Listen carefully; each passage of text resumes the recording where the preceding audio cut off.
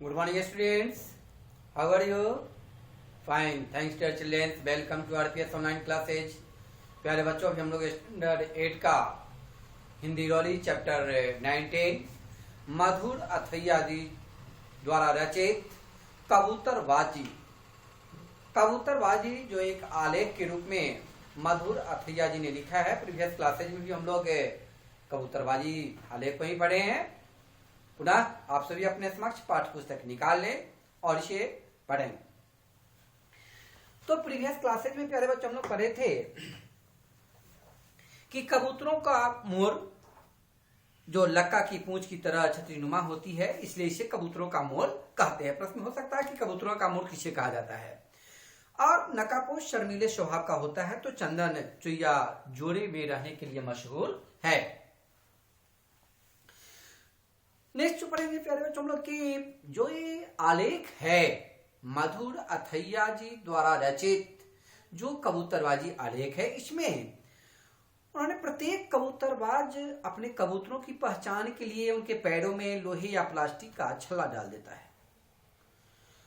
जब कोई कबूतरबाज अपने झुंड से में नया कबूतर शामिल करता है तो पहले उस कबूतर को पंख बांधकर पुराने कबूतरों के साथ रखा जाता है ताकि वह जगह की पहचान कर ले, और साथ ही उसे जड़ी बूटियां खिलाई जाती थी जिसे कबूतरबाज मसाला कहते हैं। जो जड़ी बूटी खिलाया जाता था क्या कहा जाता था?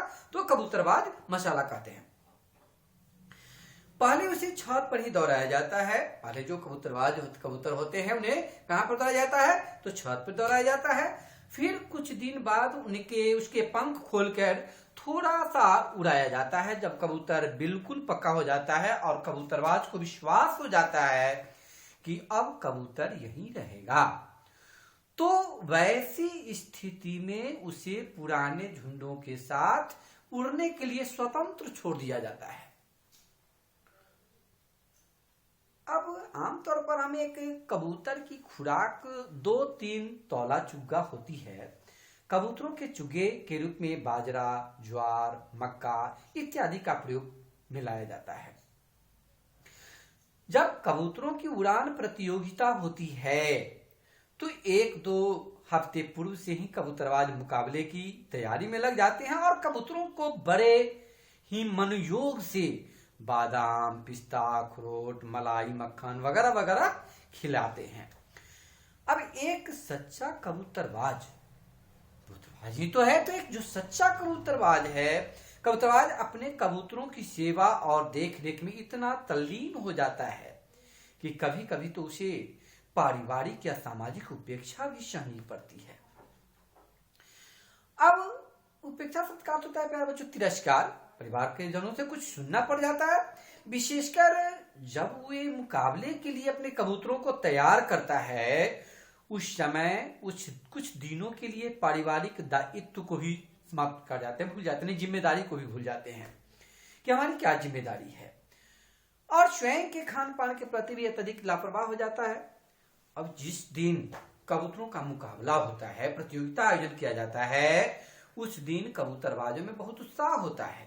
वे अहले सुबह ही नहा धोकर साफ सुथरे कपड़े पहनकर अपनी छतों पर पहुंच जाते हैं और किसी एक छत पर प्रतियोगिता के निर्णायक रूप में पुराने कबूतरबाज इकट्ठे हो जाते हैं, जिसको उस्ताद या कृपा कहते हुए इकट्ठे हो जाते हैं, जिनका निर्णय सभी को मान्य होता है। जब प्रतियोगिता आरंभ होती है यानी शुरू होती है, प्रतियोगिता आरंभ होते ही प्रत्येक कबूतरबाज जो क्रम से अपने कबूतरों की टोली उड़ाता है, अपने टोली को उड़ान भरता है।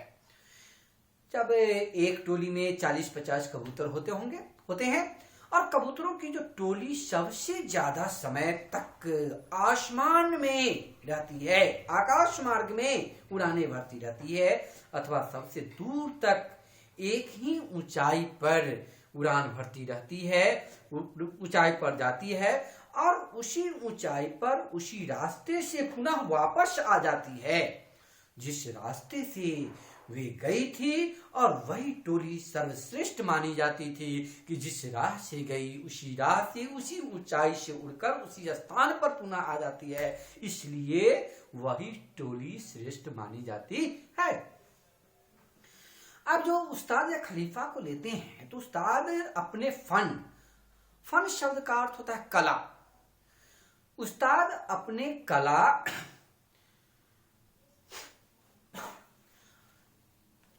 में निपुण होते हैं यानी माहिर होते हैं। आपके उड़ते झुंड को देखकर कबूतरों को दमखम और नस्ल पूरी तरीके से यानी सख्ती से वे अपना उसका देख रेख करते हैं और उस नस्लों का पता लगा लेते हैं कि जिस झुंड से के कबूतर होशियार और तेज तर्रार होते हैं वे दूसरे झुंड के कबूतरों को अपने साथ घेर लाते हैं। अब ऐसी स्थिति में कबूतरों की गिरहबाज प्रतियोगिता में निर्णय इस आधार पर किया जाता है जब दूसरे झुंडों के कबूतर जो शक्तिशाली होते हुए अपने साथ ले आते हैं तो वैसे जो गिरहबाज प्रतियोगिता में निर्णय इस आधार पर किया जाता है कि कौन झुंड सबसे ज्यादा देर तक आसमान में रहा। वह कौन सा झुंड है जो आसमान मार्ग में सबसे अधिक समय तक रहा। जो झुंड दौड़ में सबसे आगे निकल जाता है वही विजय माना जाता है। जो सर्वश्रेष्ठ आगे निकल कर आता है वही टोली विजयी माना जाता है। नेक्स्ट प्यारे बच्चों हम लोग कुछ शब्दार्थ की ओर चलेंगे। तो शब्दार्थ आप लोग अपनी कॉपी में लिखें। शब्दार्थ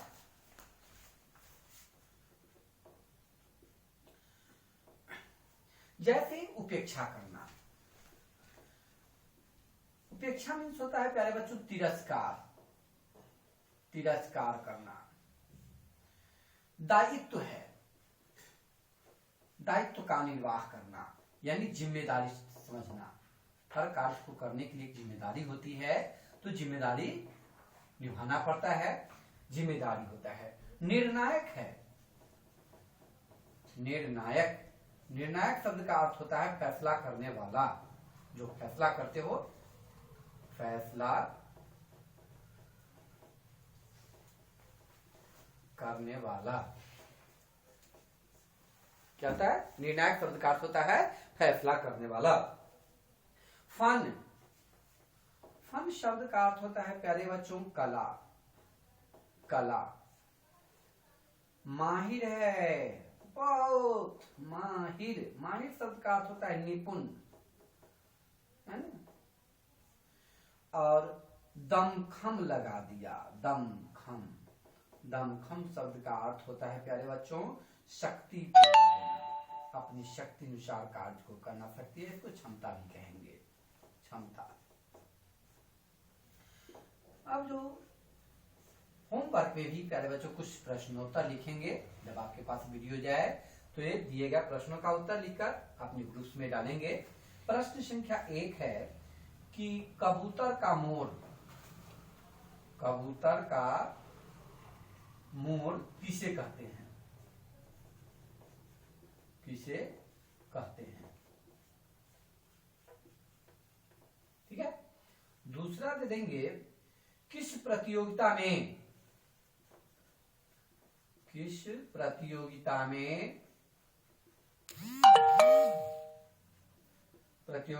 कबूतरों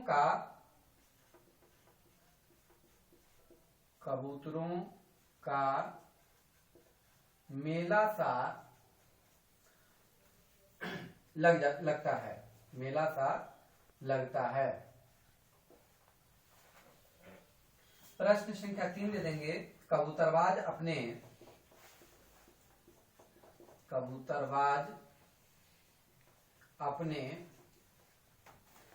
कबूतर की पहचान के लिए क्या करते हैं।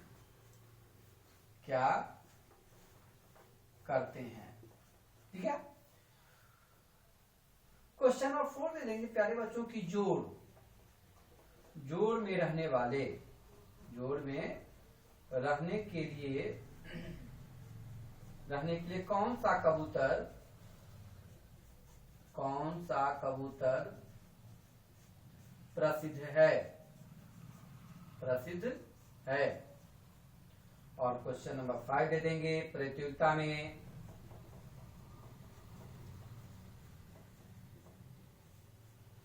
प्रतियोगिता में कबूतरों की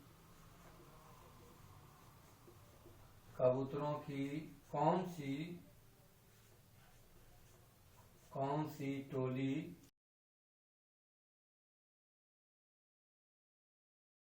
मानी जाती थी?